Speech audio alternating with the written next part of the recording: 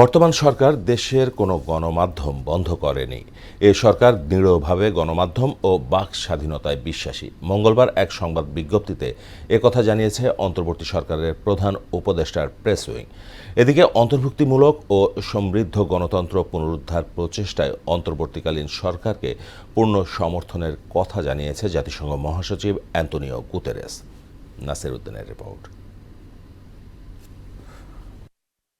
মালিকানা ও ব্যবস্থাপনা পরিচালক পদ নিয়ে অভ্যন্তরীণ জটিলতায় এক রিটের প্রেক্ষিতে সোমবার বেসরকারি গণমাধ্যম সময় টেলিভিশনের সম্প্রচার ৭ দিনের জন্য বন্ধের নির্দেশ দেন হাইকোর্ট।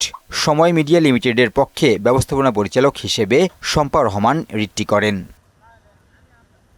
আওয়ামী লীগ সরকার পতন এবং অন্তর্বর্তী সরকার গঠনের প্রেক্ষাপট বিবেচনায় গণমাধ্যম বন্ধের বিষয়ে সংবাদ বিজ্ঞপ্তি দেয় প্রধান উপদেষ্টা ড.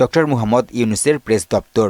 এতে বলা হয়, বাংলাদেশের অন্তর্বর্তী সরকার দৃঢ়ভাবে গণমাধ্যম ও বাকস্বাধীনতায় বিশ্বাস করে। এ সরকার দেশের কোনো গণমাধ্যম বন্ধ করেনি। এদিকে দেশের বিভিন্ন খাতে নেতৃত্ব দেয়া নারীদের সঙ্গে বৈঠক করেন ড. মুহাম্মদ ইউনূস। উপদেষ্টা সরকারি বাসভবনে অনুষ্ঠিত বৈঠকে ১৭ জন নারী প্রতিনিধি অংশ নেন। বিভিন্ন খাতে কর্মরত নারীদের নিরাপত্তা ও পেশাগত দক্ষতা বৃদ্ধি সহ বিভিন্ন বিষয়ে এতে আলোচনা হয়। পরে ইন্টারন্যাশনাল চেম্বার অব কমার্সের নেতাদের সঙ্গে বৈঠক করেন প্রধান উপদেষ্টা। এর আগে অন্তর্বর্তী সরকারের প্রধান উপদেষ্টা হওয়ায় ড.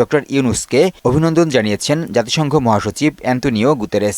এক বার্তায় তিনি বলেন, অন্তর্ভুক্তিমূলক ও সমৃদ্ধ গণতন্ত্র প্রতিষ্ঠায় ড. ইউনূসের সরকারকে প্রয়োজনীয় সহায়তা দেবে জাতিসংঘ।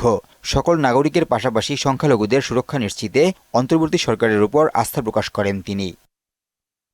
নাসির উদ্দিন, মোহনা সংবাদ, ঢাকা।